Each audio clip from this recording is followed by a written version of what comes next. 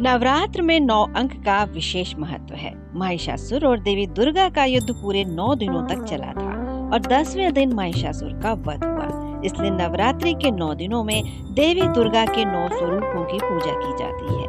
आइए पंडित आचार्य मनोहर शास्त्री से सुनते हैं नवरात्र का धार्मिक महत्व। जय माता दी। बोली जगदम्बे महारानी की जय। प्रिय धर्म प्रेमी बंधुओं, मैं मनोहर शास्त्री, राधा कृष्ण मंदिर बरखेड़ी, भोपाल, मध्य प्रदेश, राजराजेश्वरी माँ भगवती जगदम्बे विंध्यवासिनी माँ के लिए मैं प्रणाम करता हूँ, सभी के कल्याण की कामना करता हूँ।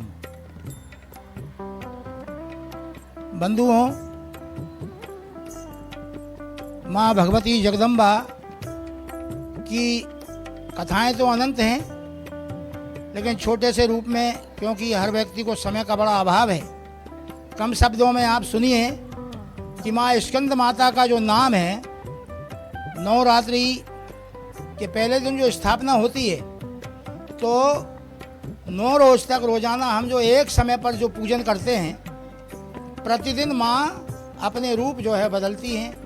तो ये अलग अलग जो रूप माँ के हैं, अभी 3 रोज पहले से आप जो सुन रहे हैं अलग अलग रूप के बारे में, तो आज 5वां दिन है। आज जो है स्कंद माता का पूजन होता है। स्कंद माता के पूजन में प्रातः काल उठ करके गंगा जल इत्यादि से स्नान करने के पश्चात माँ जगदम्बे स्कंद माता की आराधना करना चाहिए। गंगा जल छिड़क करके और जो है नवग्रह षोडश मात्र का जो स्थापना आपने की है, उनकी अच्छे से श्रद्धा भाव से पूजन करिएगा और विशेष करके पीले पुष्पों का हार पहनाइए, पीले पुष्पों उनको अर्पण करिएगा। और केले के फल उनको अति प्रिय हैं, उनका भी रंग पीला है। उनको जो है ये भाव के साथ जो है केले अर्पण करिए।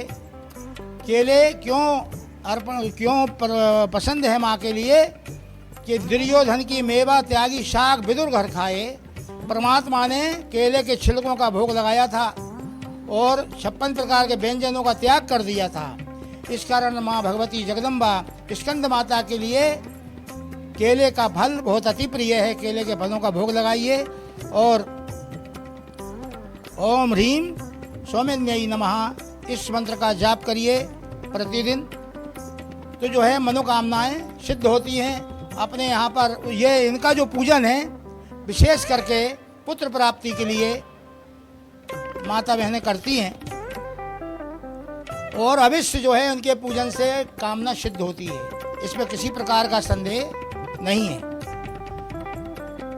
अच्छे भाव से जिसने पूजन किया है, उसकी कामना माँ अवश्य जो है पूर्ण करती हैं।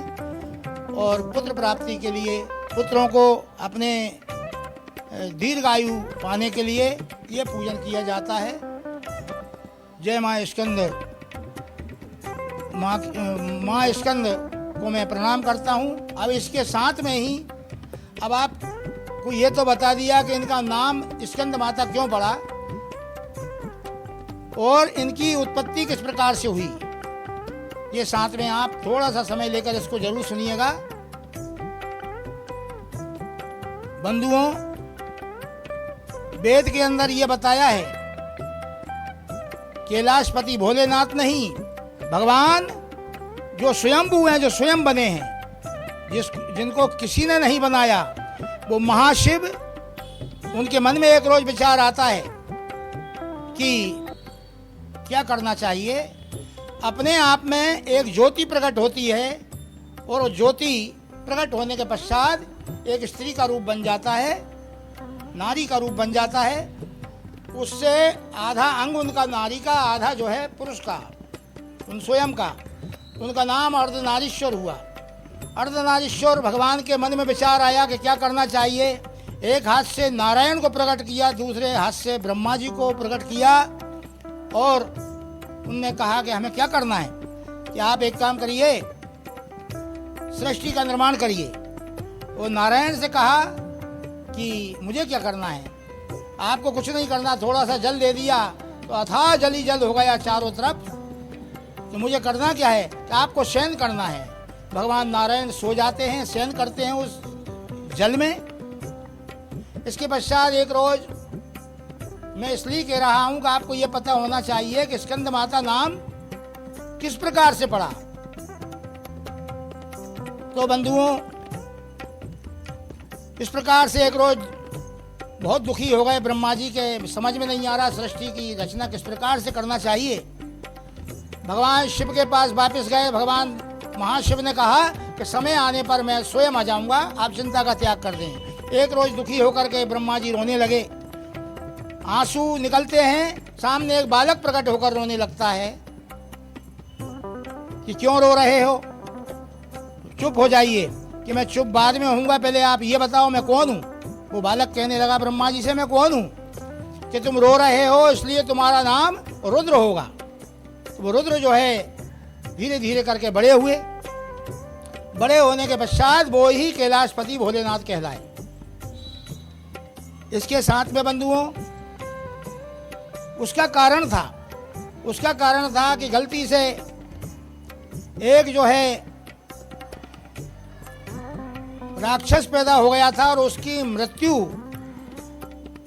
माँ भगवती जगदम्बा जो स्कंद माता के नाम से प्रसिद्ध हैं, इन्हीं के पुत्र के द्वारा उसका संहार होना था।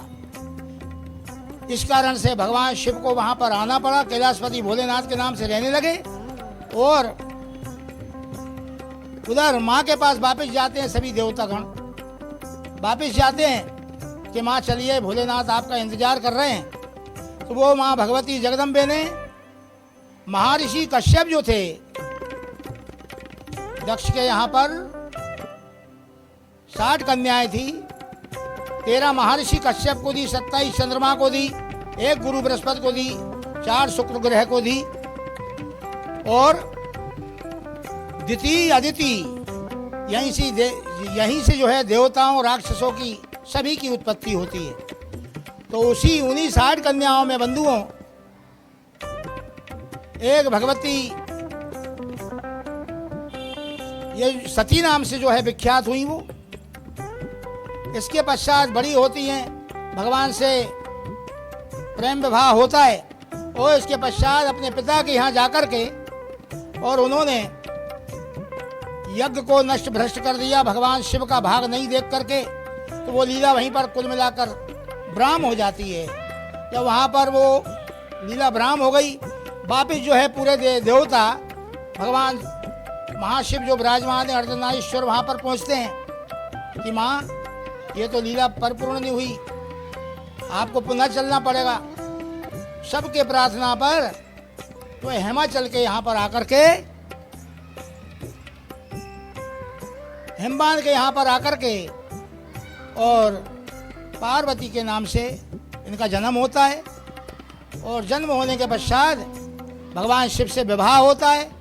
और विवाह होने के पश्चात पुत्र स्कंद का दूसरा नाम इनका कार्तिकेय है।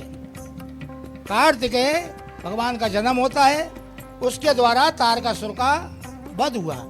और इसके पश्चात तीनों लोकों में डंका ठुक जाता है कि तारकासुर का वध हो गया है। और स्कंद माता की जय जयकार उड़ती है। और जो है बंधुओं ये पुत्र प्राप्ति के लिए किया जाता है। और युद्ध में विजय श्री प्राप्त करने के लिए स्कंद भगवान के दर्शन करने से, कार्तिक भगवान के दर्शन करने से जो है युद्ध स्थल में विजय श्री मनुष्य को प्राप्त होती है। और स्कंद माता इनका नाम इस प्रकार से जो है पड़ा है। दूसरे भाई का नाम जो है आपको सबको मालूम है, गणेश जी है। और जो है इनका नाम कार्तिक है, इनका नाम स्कंद भी है। और जहाँ पर शिवालय रहता है उस शिवालय में जिनके 6 मुख हैं उन्हीं का नाम कार्तिकेय है, इसलिए इनको षडानंद भी कहते हैं। और जो है स्कंद भी कहते हैं और कार्तिकेय भी कहते हैं। जो इनका पूजन करता है स्कंद माता का, वो उनके यहाँ पर दीर्घ आयु वाला पुत्र की उत्पत्ति होती है।